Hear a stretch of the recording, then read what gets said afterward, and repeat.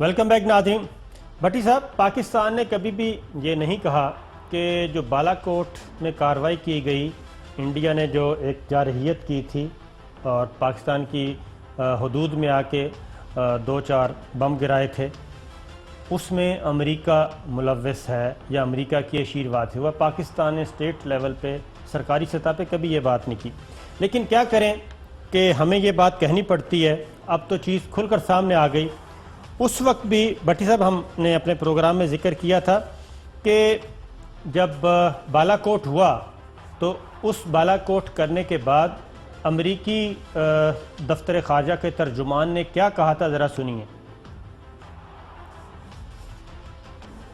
We've taken actions against Pakistan that no other administration has taken. Indian دفتر خارجہ کی بات ہو رہی ہے. Terrorism action against this counter-terrorism action, Pakistan has responded this morning by using its air force. یہ کہہ رہے ہیں جی انسداد دہشت گردی کی کارروائی جو ہم نے کی ہے. اب امریکی محکمہ خارجہ پومپیو کیا کہتے ہیں؟ وہ کہتے تھے کہ جی بھارت کی جانب سے 26 فروری کو انسداد دہشت گردی کی کارروائیوں کے بعد میں نے بھارتی وزیر خارجہ سشما سوراج سے رابطہ کر کے سلامتی امور میں اپنے قریبی تعاون اور قیام امن اور علاقائی سلامتی کے مشترکہ نصب العین پر زور دیا. میں نے پاکستانی وزیر خارجہ قریشی سے بات کی اور فوجی کارروائی سے گریز کر کے موجودہ کشیدگی کم کرنے کو ترجیح دینے پر زور دیا. یعنی دونوں کہہ رہے ہیں کہ جو پاکستان کی انڈین کہہ رہے ہیں کہ جو بالا کوٹ پہ اٹیک کیا تھا وہ کوئی جارحیت نہیں تھی، وہ تو ایک انسداد دہشت گردی کی کارروائی تھی جو ہم نے کی. امریکی محکمہ خارجہ اور ان کی پومپیو وہ بھی یہ کہہ رہے ہیں کہ انڈیا نے جو کیا تھا وہ انسداد دہشت گردی کی کارروائی تھی. میں نے شاہ محمود قریشی سے کہا کہ اب آپ نے فوجی کارروائی نہیں کرنی، کہ پاکستان کو دباؤ ڈالا تھا کہ پاکستان نے رسپونڈ نہیں کرنا، لیکن پاکستان نے بھرپور طریقے سے بھٹی صاحب رسپونڈ کیا تھا. جو کیا تھا وہ سب کے سامنے ہے. اب آ جائیں ادھر کہ اب کیا کہا جا رہا ہے. اسی لیے پاکستان نے ابھی تک اپنی فضائی حدود نہیں کھولی ایئر سپیس انڈیا کے لیے خاص طور پہ اور کچھ انٹرنیشنل فلائٹس کے لیے، کیونکہ پاکستان کو ابھی بھی اطلاعات ہیں کہ انڈیا کوئی ایڈونچر مس ایڈونچر کر سکتا ہے جب تک کہ انتخابات پورے نہیں ہوتے. اور اس بات کی تصدیق بھٹی صاحب آج اجیت دوول نے کر دی ہے. انہوں نے کہا ہے کہ نیور فارگٹ پلوامہ کو کبھی نہیں بھولیں گے اور مزید ایکشن پاکستان کے خلاف کیا جائے گا. یہ آج اجیت دوول نے بھٹی صاحب یہ دھمکی دی ہے. ٹائم اور لوکیشن وہ کہتے ہیں کہ ہمارا ہوگا. جی صابر صاحب، گزارش ہے، پنجابی کی ایک مثال ہے، گنجی نے دھونا کی تے نچوڑنا کی. انہوں نے جو اپنا زور لگانا تھا، ہم پہلے بھی عرض کر چکے ہیں کہ بھارت کے ساتھ 2 اور ممالک تھے ٹریننگ دینے میں، حملہ کرنے میں. پاکستان میں انسداد دہشت گردی کے تحت جو 2 درخت انہوں نے مار گرائے، اس میں کیا کوئی ایٹمی مواد ملا کسی کو دنیا میں؟ کیا کوئی اس میں F-16 ملے؟ کیا کوئی بارود ملا؟ ان فیکٹ کہ یہ شکست بھارت کی بظاہر ہوئی ہے، لیکن اس میں 2 ممالک اور شامل ہیں جن کے پائلٹ بھی ادھر آتے رہے، دلی میں جہاز بھی آتے جاتے رہے. اب جب ان 3 ممالک نے مل کر ایک سازش کا بھی بنایا، جس کا نیٹ ورک بنایا اور پاکستان پر اٹیک کیا، تو پاکستان نے جوابی کارروائی میں 2 جہاز گرائے. پاکستان کی امن کی اس راستے کو اور کیا کریں گے؟ کل بھی آپ کو پتا ہے LOC پر انڈیا نے بھارت نے شدید بمباری کی اور ہم نے اس کا ذکر بھی نہیں کیا. شدید بمباری 1 گھنٹے سے زیادہ تقریباً بمباری جاری رہی پاکستان LOC پر انہوں نے کی.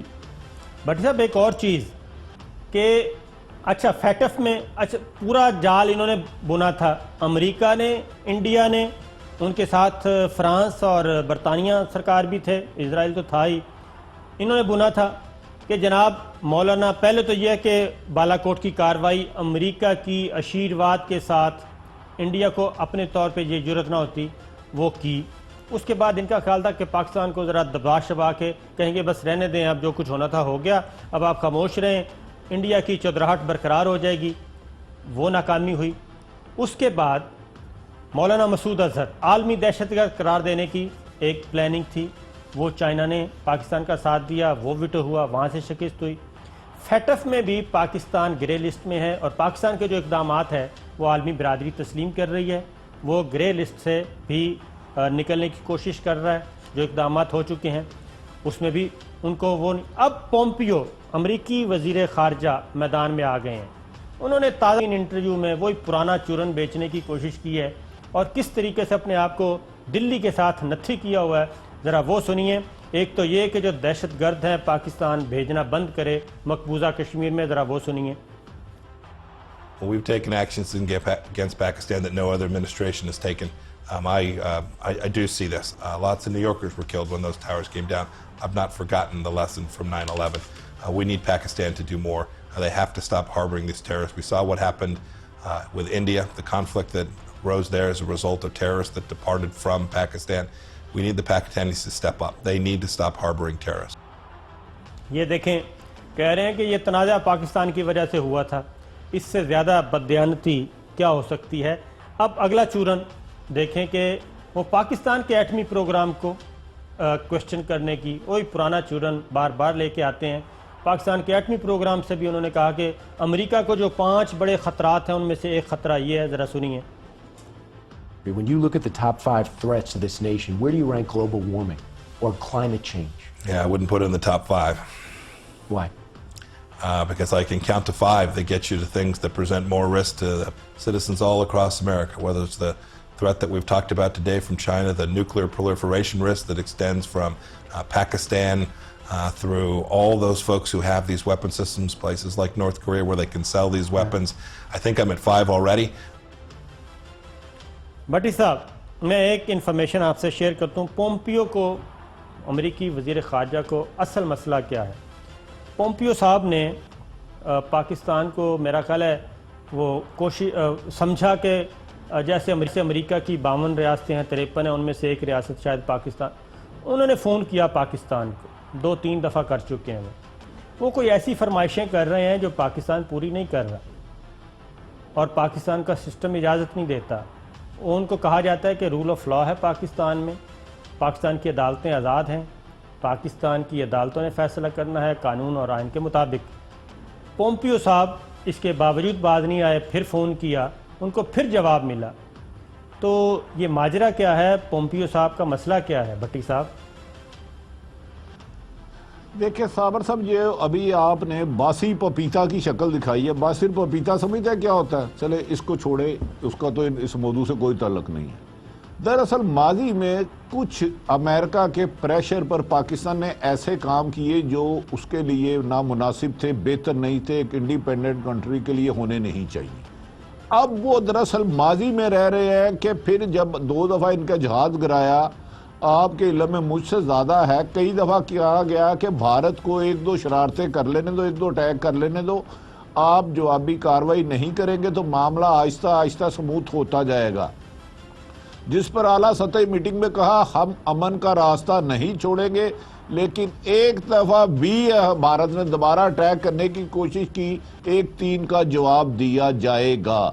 اب یہ کہیں گے بھارت میں آزاد کشمیر میں دہشت گردی کروا رہا ہے پاکستان، تو اگر ہم یہ کہیں کہ امریکہ بھارت کے ذریعے افغانستان، پاکستان اور کشمیر میں دہشت گردی کرا رہا ہے تو میرا خیال ہے یہ شاید ہسٹری سے مناسبت رکھتے ہوں گے یہ حقائق۔ لیکن بدقسمتی یہ ہے کہ بھارت اب خوش فہمی میں رہ رہا ہے۔ میرا خیال ہے ساری مس ججمنٹ ہے، وہ پاکستان کو آج سے 30 سال پہلے والا دیکھ رہا ہے۔ دونوں نیوکلیئر پاورز ہیں، پاسبل نہیں ہے کہ اب پاکستان کو ریموٹ کی طرح وہ چلائے اور بھارت جب چاہے۔ آج بھی، کل بھی آپ کو پتا ہے موٹر وے بند کر دیا گیا۔ پاکستان کی فوج جتنا 26 فروری کو تیاری تھی اس سے زیادہ آج تیاری میں ہے۔ بھارت اپنا اسرائیل، امریکہ یا کسی بھی دیگر ملک کی مدد سے کچھ کرنا چاہے گا تو بھرپور جواب انشاءاللہ تعالیٰ دیا جائے گا، اور ایسا جواب دیا جائے گا کہ پھر یہ خراب پپیتا سوال کا جواب دینے کے قابل بھی نہیں رہیں گے۔ اصل ان کا جو ٹارگٹ ہے نا بٹی صاحب، وہ یہ ہے کہ کسی بھی طریقے سے پاکستان کو دہشت گردی کے زمرے میں لایا جائے، پاکستان کے پاس سے پاکستان کے خلاف اقوام متحدہ یا انٹرنیشنل فورم سے کوئی ایسی چٹ حاصل کی جائے کہ پاکستان پہ اقتصادی پابندیاں عائد کرنے کی بات آگے بڑھ سکے، اور اس کے بعد سی پیک، اصل تکلیف ہے سی پیک جو ایک اقتصادی راہداری ہے، اور اس کے ذریعے سی پیک کو سبوٹاج کیا جائے، پھر چائنا کو بھی سبق سکھایا جائے۔ یہ ان کا روڈ میپ ہے جو ابھی تک پورا نہیں ہو سکا، لیکن بدقسمتی کی بات ہے کہ پاکستان میں کچھ داخلی کردار ایسے ہیں جن کا ہم بریک کے بعد بتائیں گے۔